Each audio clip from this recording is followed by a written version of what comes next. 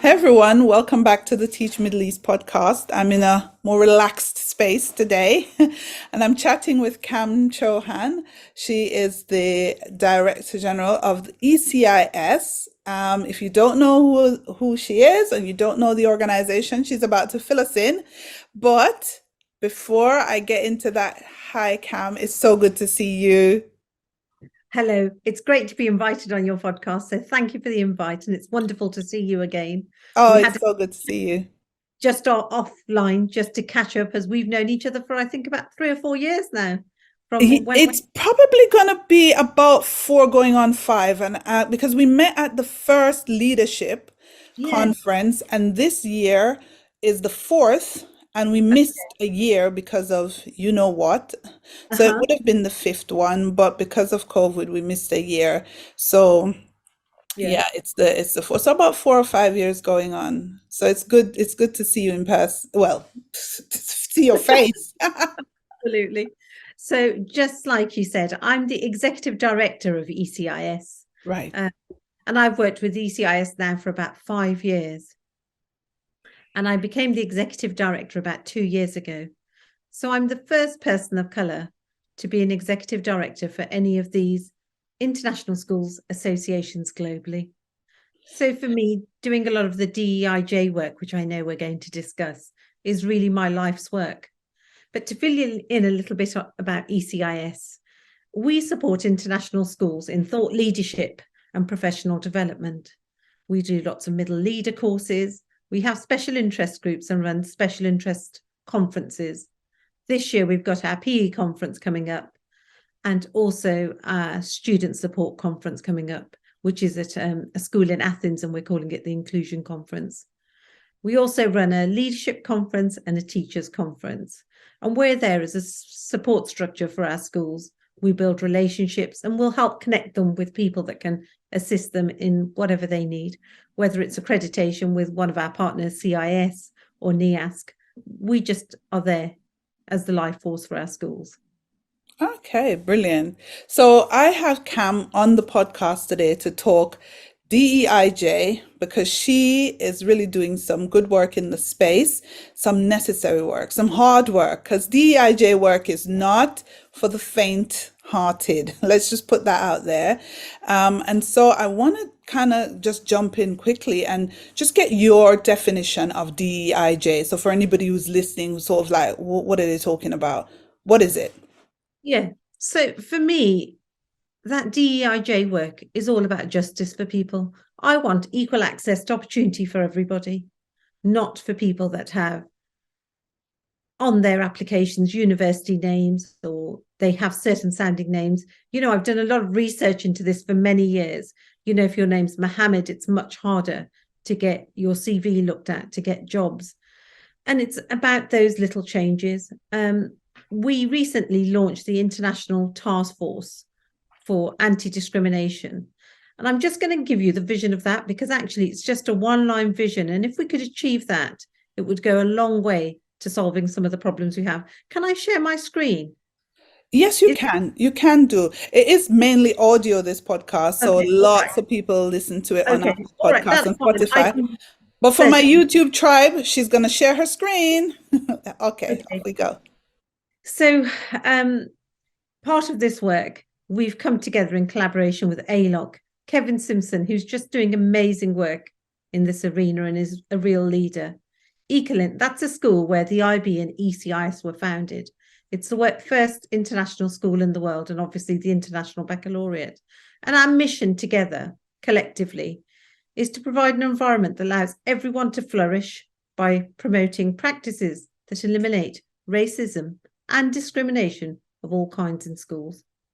And the vision for this work would be for international schools that are truly diverse, inclusive, safe, equitable, and welcoming for communities, for all students, for all staff, and all families. So, really, we wanted to make it really simple and easy for people to be able to understand what we're trying to do, not to Yeah. have a really long mission statement. But for me personally as well, I grew up in the West Midlands in the UK, and it was a hotbed of racial tension. Malcolm X visited in 1965 obviously a long time before I was born, to help communities there, because the way they were treating was being reported in the news, the level of racism. And also the Enoch Powell speech, the infamous speech, Rivers of Blood, was actually delivered in the constituency where I grew up in Wolverhampton. It was called the Rivers of Blood. And any of you that haven't ever read or seen that speech, I would recommend that you have a look at it. And that was delivered, not that long ago, in the 70s. So for me, it's my life's work. And as being the first person of colour, how can we lift people up onto this platform? How can we make sure that every voice is heard? And one of the things that really drives me on, so I recently read a book, it's called The Manifesto of Never Giving Up. And in that book, she details how racism affects children, because I think we're all brought up with that, words won't hurt me, but bricks might break my bones. Well, that's not true. If you look at research, children who have discrimination in their lives, it's a marker for disease in later life. Mm-hmm. And it really does cause deep-rooted, long-lasting trauma. So we need to be aware of that and just not think it doesn't matter what you're called, because, it won't hurt you, because it does. Yeah. When you talk to people about this kind of work, especially in international schools, what's the reaction from both sides? So from the staff, even the parents and the leaders, what kind of reaction do you get? So very fortunately, most of the leaders are now on board and they realise the value of this work. They've seen reports from McKinsey's, from lots of people saying what diversity brings, how having a diverse workforce just makes organisations so much better. So most leaders are on board with the work, I have to say. But, the problem with DEIJ work is sometimes people just see it as an add-on. It's just an additional they're doing to everything else that they're doing. And quite recently, we turned up to deliver a workshop, and it was almost audible with 105 people we were delivering this workshop to. It was like, oh, it's another DEIJ workshop. So before you even deliver the work, you have to get them on board. And we've done this before, where you turn up and there's resistance, but then through the work, you can normally show them that there's little things they can do. Because I think as well, people think, how are we ever going to change this? This has always been in place. How do we change it? Right. I worked a long time ago with the government behavioural insights team here in the UK on the nudge theory by Thaler. How do you move things along a little at a time? And that's what we try to do at ECIS, and I try to do. It's just little things that bring systemic change. So through my career as an educator, I've always helped young people with their CVs, with interview skills. And then what happened was I turned 50 and it dawned on me that there was only a certain number of people I could help. So what I want to do through the platform or my own voice is to say to people, when you look at CVs, when you look at job applications, when you look at young people, I want you to see the whole story. If there's spelling mistakes on their CVs, it means that their parents haven't got a network of people that can check and make their CVs wonderful. Think about that whole person, and it's about bringing those little systemic changes. So even if when people look at CVs, if they looked at them differently, that brings a huge change. And if we think about that ripple effect, we can drop a little rock and it makes that massive ripple effect. Yeah. That's what we're trying to do. So I don't know if people know, but ECIS is actually a really small organisation. There's 8 of us that work at ECIS. But if you Google DEIJ, ECIS comes up at the top 5, and that's globally. And that's happened organically through the work we do. We haven't paid for that. In fact, you can all try it now. I'm going to give you a minute and I'm going to do it too. So if you go to your device and you just Google DEIJ, there we are, right there. Wow. And you have to click on it to make the magic trick keep happening, everyone. But again, that proves that little actions bring big change. And that's what we want to do through the task force as well. Tell us a little bit more about that task force. certainly. In fact, we've got a meeting after this meeting today for the leadership committee. So what we did was we came together at the school in Geneva in late October, and we set up, people worked in groups. So there's 6 working groups. And through those groups, we want to bring changes. So there's leadership, there's accreditation, there's governance. I'm just going to remind myself what they all are because I can't remember them all. So the focus is we want to use our collective resources and expertise to partner with school communities. And these are the 6 groups. So we've got governance, curriculum, accreditation, leadership, recruitment, and agency. Okay. So through these working groups, you know, we want to set up charters. We want to say, if we do this in schools, it would work better. So it's to bring change through each of these little things. But what we want to be really mindful of is not to set up lots of expectations. They've got to be things that are quick wins for people. They think, yeah, I can change that. Or I could ask my teachers or my school communities to change this. And I know that's what would happen. Right. And we want to bring together people so that we can share our resources, our expertise, because we need to do the work together. And the other thing we talk to schools all the time about is it's got to be about the work and not the people. You know, this is work that we all need to do. Right. Let's talk about some of the issues that schools are facing when implementing DEIJ practices into their everyday. What are some of the roadblocks? What are some of the obstacles? So some of the roadblocks and obstacles are misinformation. So what happens is, we've heard of some of the cases where the parents are like, I don't want my children to be seen as the people that caused this harm. And, and I think framing the work is really important and thinking about how it will be perceived, and how do we stay on the journey? And I think as well, what we always say to schools is it's not really a destination, it's a journey. And everyone's at a different point in that journey. Right. And that is one of the biggest things. How do we take everyone on that journey with kindness and thinking about where they are? And, and then where do you draw that line between being kind and mindful, but then being able to say, actually, I think that's really not right, and you can't say or do that. Yeah. And that's the line, isn't it? That's the line that it's really difficult with. Yeah. I was at a conference recently, and somebody asked me about my own heritage. And, when I said my parents were from India, they said, oh, of course you have Indian bone structure. We're a country of 1 billion people. We don't all have the same bone structure. So it's all those things. And I actually said that to her. And then it would make her think for the next time she made that comment to somebody else. Another question I have is a lot of schools, a lot of teachers, their complaints are, normally about recruitment. What are some things that schools can make sure they're doing to ensure that they're just in their recruitment practices? Absolutely. So we've been doing a lot of work on this, actually, and we're running a course in inclusive recruitment. The part of it is coming back to that thing that I said to you earlier, thinking about the whole story of that person. Why did they go to that university? Well, maybe they didn't have access to that university. Yeah. When my dad arrived here in the late 60s from India, and I was born in the 70s and I went to university in the 80s, he didn't know what a Russell Group University was. They didn't have the money to pay for accommodation. So I went to the local university where you could get on a bus and get to and get home in quite quickly. You have to think about the whole person's story.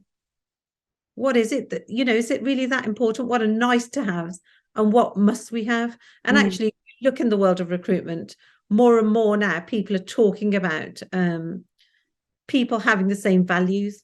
People have the same values. Can we then perhaps in the job provide the skills they need? I know for teachers it's different. We've partnered with Times Educational Supplement to provide an online IPGCE, which is quite affordable. So teachers that we work with in Thailand or Bangladesh or India can actually then get a university certificate from the University of London. that says they have an IPGCSE. So that helps them get jobs. And also, we know that things are shifting.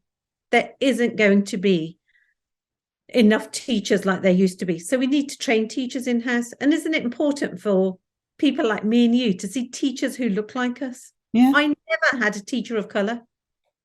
Oh. Never, ever had a teacher of colour. But wouldn't I have loved to have had a teacher who looked like me or looked like somebody in my family? Yeah. And when we say that, a lot of times I always say, and it's also important for the kids who aren't of the same ethnic backgrounds as us to have teachers like us.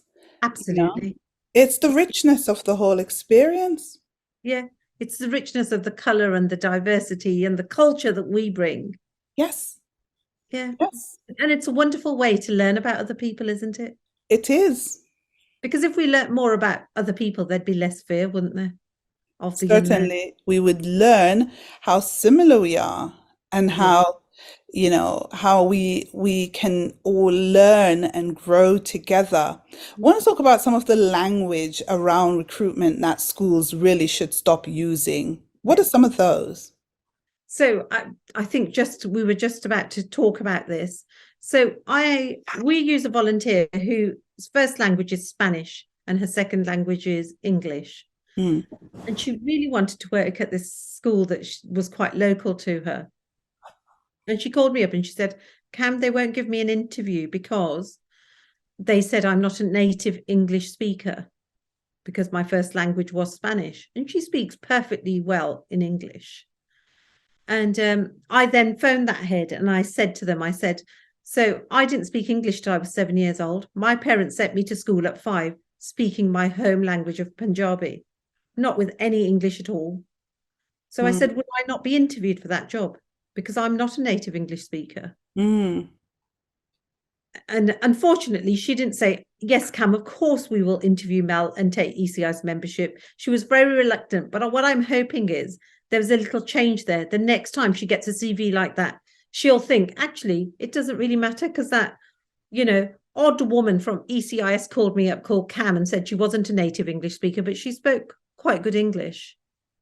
So it's always taking every opportunity to make people think next time something happens, maybe they'll be able to react differently. But schools certainly shouldn't be using things like native English speakers. Right. And I think a lot of the recruitment agencies are working towards that. Yeah. But how do we really make it our mission? Because it's very easy to keep doing the same thing. And I always say this to schools because they'll say, oh, we're doing a lot of work on diversity. And then they'll take me to meet their senior leadership team and all 11 of the people are white. And I'll say, well, how are you doing this work? And they'll say, well, there's not enough applicants out there. And I always say to them, if you fish in the same pond with the same fishing tool, you're going to get the same people. You've got to be creative. Use your, communities. Who's interested? Who could potentially be in this role in a couple of years, and we can start getting them ready now. And when you look at CVs, don't rank them because they went to Cambridge University or they had this or they had that. Again, think about the story. Who hasn't got access to those things? Yeah. And it's having a really 360-degree perspective. And then the other thing I've been talking to schools about is have somebody independent that will challenge you.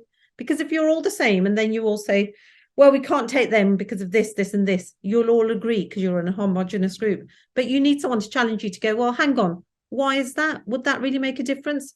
I had a school call me from Kuwait recently. So, in Kuwait, things are very different to how they are in Western Europe.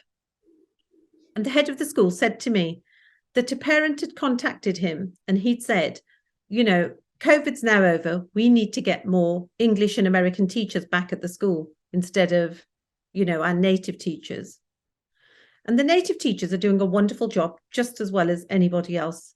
Yeah. And he turned to the parent and he said, well, that won't be happening. This is what we're doing at the school and we'll be staying with the staff we have.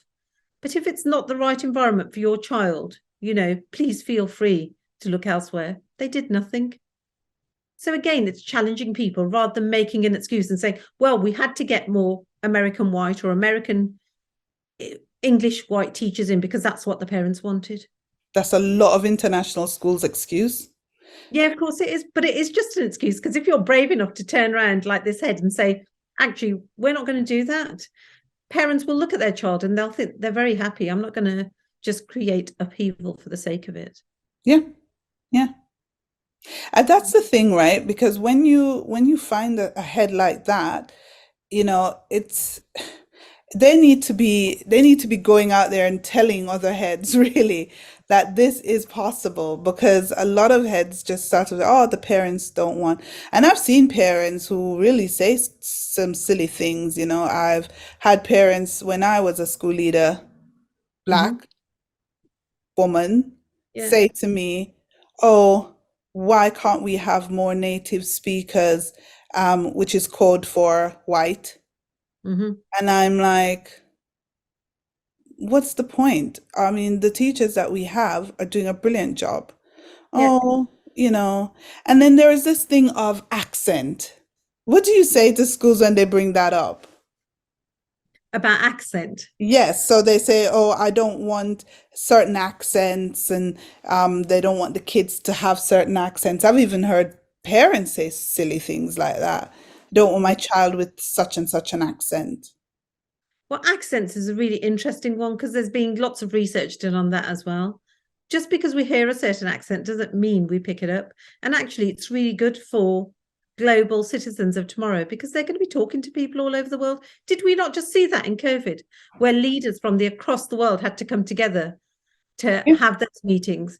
So I think people should say, and I've said this myself, the next generations are going to work in a global world where they're going to need to understand other people's accents. They're not just going to be talking to people in the United Kingdom who speak the Queen's English. It's hardly half the population of England speaks the Queen English. but it's like, it's so inward looking. I mean, Mm. unfortunately for us, we have had those problems in the UK, where I feel we're a bit inward looking with Brexit and all the other madnesses that have happened here. Yeah, But we can't be inward looking anymore. The world's not going to function like that. And the biggest pandemic and crisis of a generation, we had to speak to everybody to yeah, try to figure our way out. yeah, Again, it's about having those conversations. So coming back to what you said, so if we do hear a really great story or a head, we will do a conversation with them. We will give them a platform. This year for our leadership conference, we've got Dr. Mary Ashen from International School of Ghana coming to talk to the other heads, because actually we shouldn't be paying lots of money to people who you can see on YouTube. Bring people in from our own community. So when one of my heads has a question from the other schools, they can just email Dr. Mary and say, at the leadership conference, you said this. Well, how can I implement it in my school? yeah, Let's think about things in a different way. I used to have 27 maths teachers that I used to have in a department. And maths teachers are so difficult to recruit, as we all know. So I brought in other people. So one of the best maths teachers I brought in was a rugby coach that had an engineering degree. He's now a head of maths in a school local to me here. But what I did was I put him in with my grade 1 teacher, and he did his teaching qualification. So he did the theory, but he got the practical, where he could see that if someone pulled a phone out, what James would do and how he would react to that. So think about things creatively. yeah, Teaching is just the best profession in the world. Why are we limiting it by saying we've got a shortage of teachers, but we can't take them because they're not from this university, or they're not from this country, or they don't have that visa? We've got to be creative in our thinking. And then yeah, when we're challenged, we've got to have the courage to say, actually, your child's doing great here. Look at what we're achieving here. And yeah. if it doesn't feel right for your child, or it's not right for you, well, maybe you need to look elsewhere. 99% of the time, people won't move. No, they won't. They But won't. don't use it as an excuse, like you said. Don't use it as an excuse. Don't come and then say, well, I'm getting these teachers because that's what the parents said. It was a comment, and you need to stand firm in what you believe in. I Exactly. always say that, stand in what you believe in. Everyone will think, well, you know what, maybe that's a good idea. But if you're wibby wobbly yourself, everybody just wants to then, move you further. Exactly. Exactly. Oh, we're wrapping up, but I just want to just get from you sort of like quick wins, quick wins that schools can, actions that school can take to get quick wins as they move their institutions, especially school leaders. We're assembling school leaders at MESLC on the 22nd and 23rd of February in Dubai again. And so DEIJ will be on the agenda as it was last year. What Yeah. are some quick actions, quick wins that schools can get? What can they do? Starting tomorrow. They've listened to the podcast. What can they do? Okay, I'm going to just give you two actually. Actually, I might give you three. So one of them is the recruitment. Look at recruitment differently. Have someone independent go, well, why did you make that decision? You know, so that's one. Secondly, look at your libraries. I never saw a book with an Indian child in it for the whole time I grew up. And I love reading. You know, I read all the time. So isn't that sad? Wouldn't it have been nice to me have seen a Kam in a book? So look at your libraries, go look at your libraries, put something in there. Thirdly, with your members of staff, send them 2 books a year of things they want to read, that you want them to read, that will make their understanding better of these subjects. Just 2 Right. books. Send them to all your faculty. And if you want recommendations, send me an email and I'll send them to you. Brilliant. Off the reading list. They're 3 little small things that will really move things on. Gift your staff a couple of books so that they can educate themselves. And if they can't do that, get them Blinkist. Blinkist is an audio tool where you can just listen to books very quickly. Do that. Put things in your library that children can see themselves reflected in, and look at recruitment and get someone outside of your own little circle where you're all the same to say, why are we making those decisions? They're 3 small little things that could bring huge impact. Brilliant. It's a great place to end the pod. Thank you so much, Kam. Wonderful to see you as always. And thank you so much for allowing me to be with you. Oh, certainly my pleasure. Thank you very, very much. Bye.